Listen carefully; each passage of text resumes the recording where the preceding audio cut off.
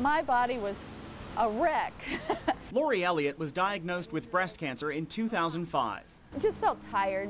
You know, like I couldn't do anything. I didn't feel all that pretty for sure. And, you know, I've just been through a bunch. After 2 mastectomies, chemotherapy, and reconstructive surgery, she signed up to be part of a study on how yoga may help survivors. Hey, how are you?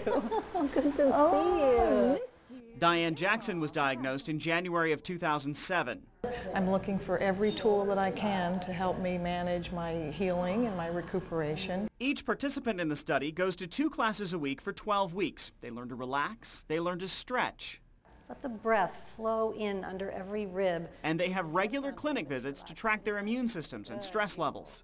Fatigue after treatment is a really big problem for a number of people. Researchers think yoga may help cancer survivors' mental health as much as the physical. This really would have implications for healthcare, because if we could reduce inflammation, reduce stress, help the women sleep better and help them feel better, it would help in lots of different ways in their lives. Exhale, feel your weight settling down through your heels. Even after just a few classes, these women say they already feel a positive change.